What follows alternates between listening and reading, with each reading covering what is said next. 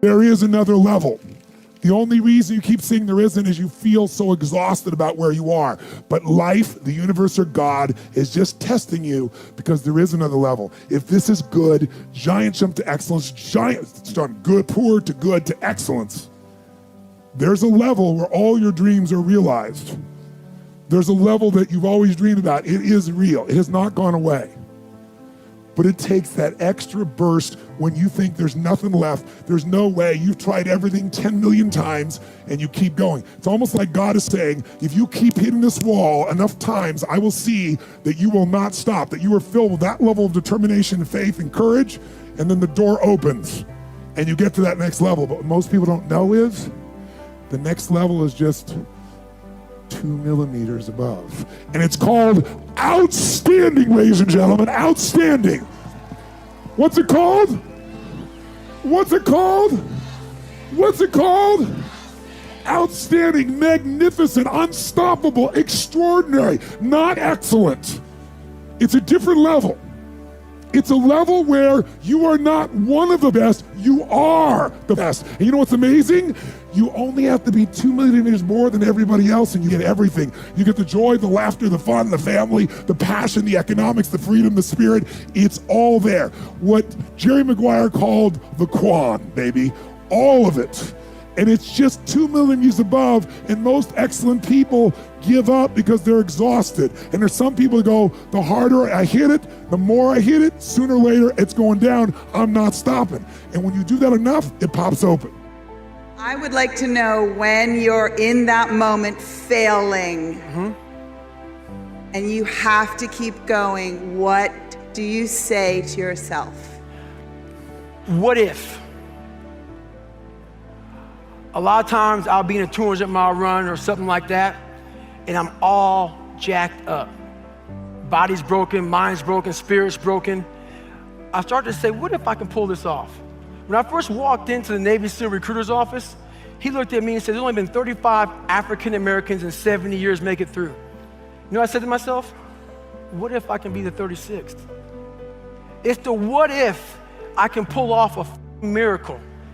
What if I can become someone that no one thinks I can be? And just me talking about that, I have the hair going up on my arms, because it makes me just like, what if I can be that guy that people who call nigger and this and that, and now I'm speaking at Tom Ferry's event.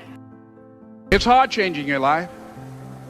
It was hard when just over 3 years ago, in the Penobscot building in Detroit, Michigan, where I was operating my business, and I fell on some hard times, and I was sleeping in my office. It was hard coming into the lobby, and the security said, excuse me, Mr. Brown, can we see you for a moment? And I said, yes, and I walked up to the counter, and he gave me an envelope.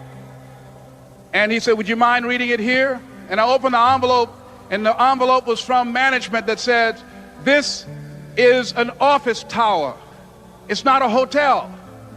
Please do not sleep in your office. And I said, excuse me, sir. I said, I just work long hours in creating my business. I'm an entrepreneur. And right now things are bad for me, but they're not going to be this way always. And I just asked for the opportunity to continue to operate like I'm doing. I'm not trying to make this my home. And it was hard coming through the lobby. And sometimes they would laugh. There's a guy talking about becoming successful. And look at him. He's bathing in the bathroom upstairs on the 21st floor. He sleeps on the floor. Him and 2 other dreamers up there. Look at him. It was hard, ladies and gentlemen, coming to speak to people. And I was facing financial difficulties in my own life. I was behind on my bills and my dreams, and I'm saying to them, you can live your dream. It was hard, ladies and gentlemen. It was very difficult to pick myself up each day believing that I could do it. There were times that I doubted myself. I said, God, why is this happening to me? I'm just trying to take care of my children and my mother. I'm not trying to steal or rob from anybody. Why did this have to happen to me? It was very hard. And here's what I want to say to you. For those of you that have experienced some hardships, don't give up on your dream. No one could have convinced me by holding on, by continuing to push forward, by continuing to run toward my dream, that one day I would have my own talk show.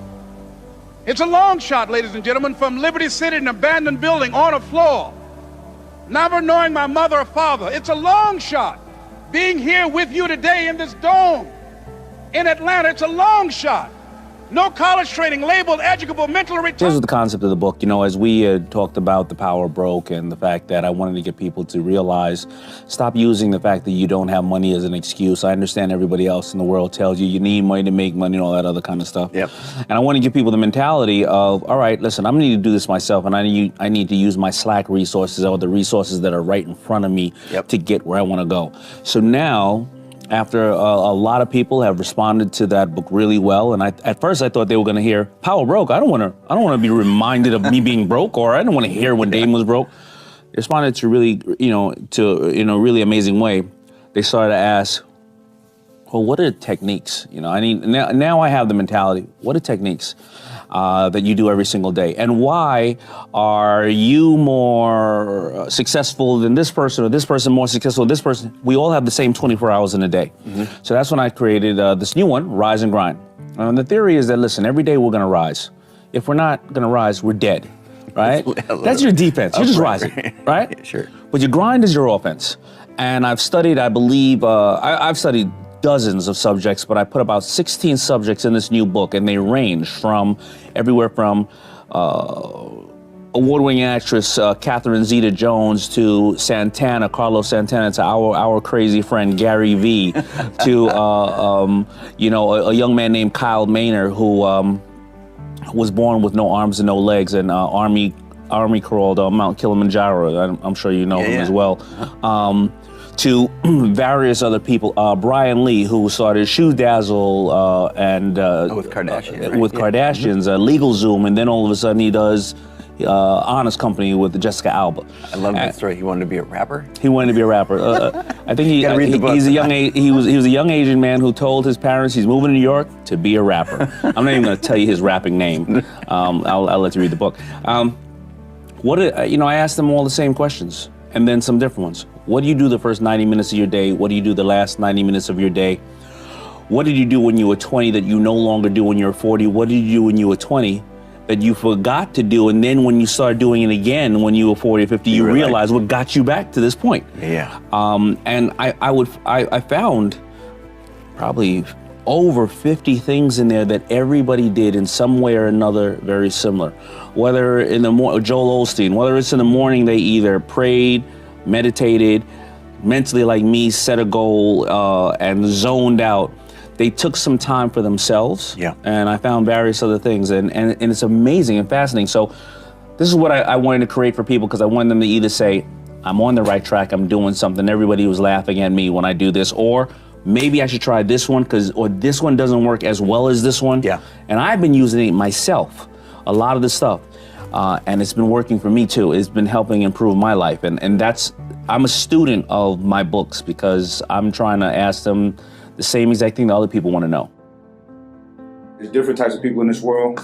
And one thing that we're all going to deal with is like difficulties in our tasks, trying to become successful. As good as things get, you got to have the same amount of bad that's going to try to impede your progress. Whether it be people, whether it be the IRS, whether it be whatever.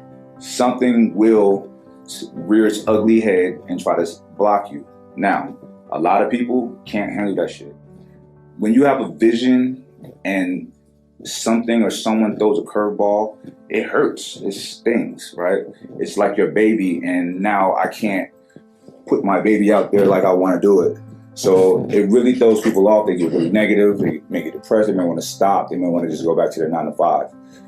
That's fine. It's not for everybody to push through, but for those who can push through, like he said, the difference between those who really succeed and those who don't are the ones who, when they're faced with whatever these difficulties are, they're like, I'm gonna keep pushing through. I'm gonna keep pushing through, because it sounds corny and cliche, but it's always sunshine after the rain. You know what I'm saying? Rain don't last that long.